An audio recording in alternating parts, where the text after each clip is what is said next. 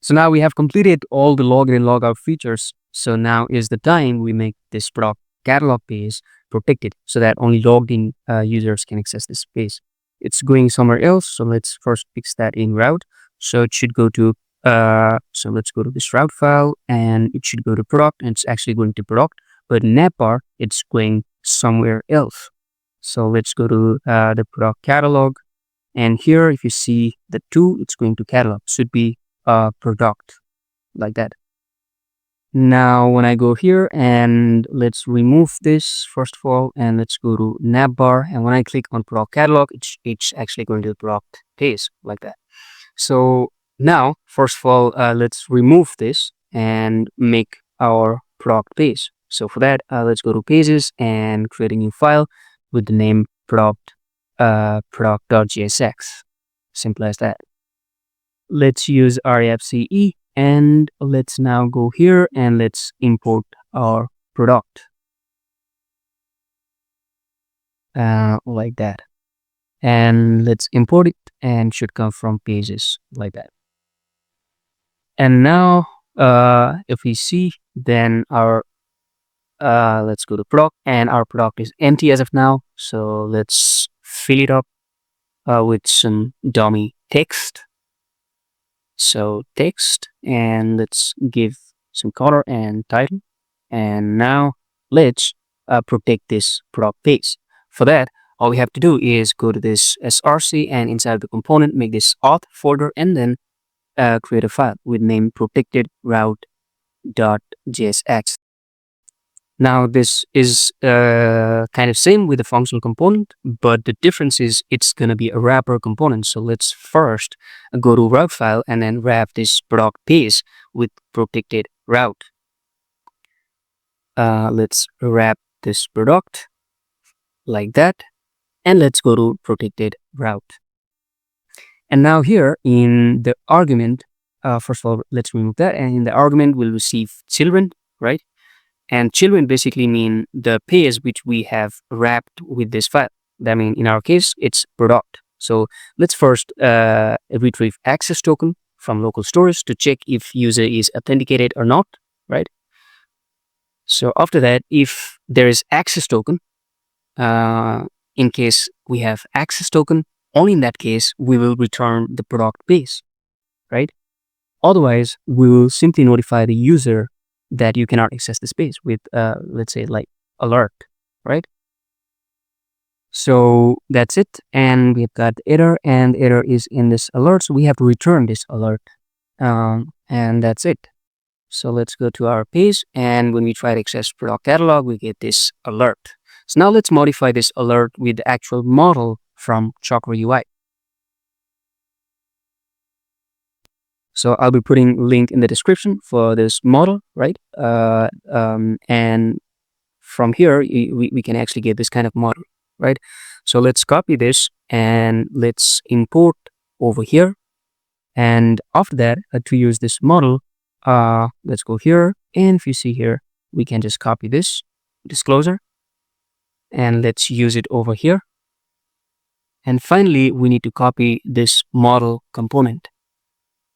And let's use it over here instead of alert.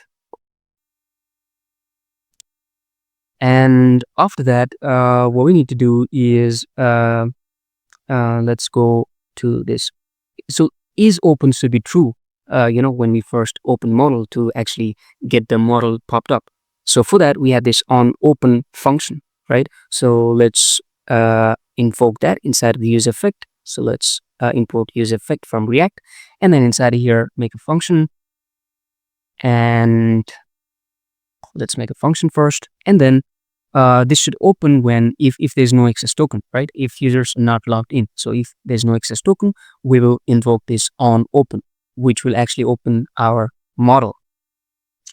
So that's it. Let's check it out. Let's first remove this alert. And as you can see, use disclosure is not defined. So let's first of all import use disclosure from Chakra UI React.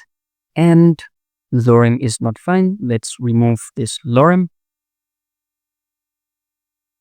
Button is not defined. So let's import this button as well from Chakra UI React. and it's finally working.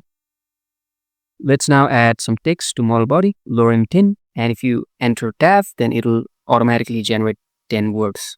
All right, so it's actually working. And let's now customize our model body. All right, so first of all, we'll modify this title. So let's remove this and let's say authentication required, because this is the case where user is not logged in, right? So let's remove this body as well, and let's say you must be logged in to access this page.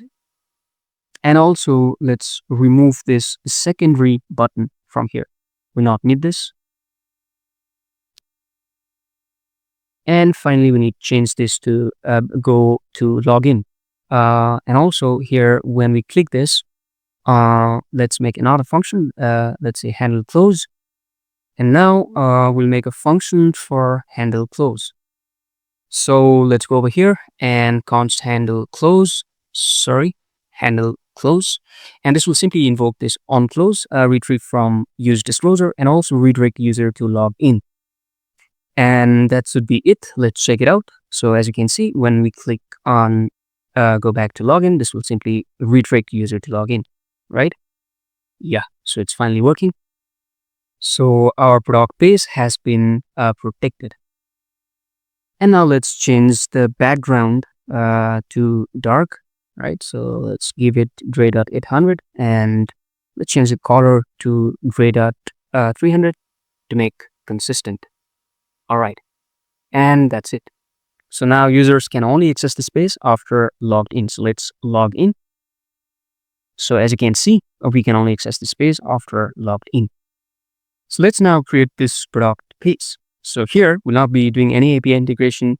We'll simply, display cards, right? For that, I have already made that. So you can find link in the description of this video for this repository. And from here, we can just, display the dummy cards, right? So here's nothing, but we had just used images and vertical stack and takes. There's nothing much. It's all about UI, right? So you can easily understand it. So I'll just copy it and then paste over here. So I can remove everything and then just paste like that. And let's check it out. So if we go to our product page and let's refresh it. And as you can see, we got the cards. I think that we have to change the background for this card so that it'll be consistent. So let's remove this use color mode value, as it is actually for dark and light theme.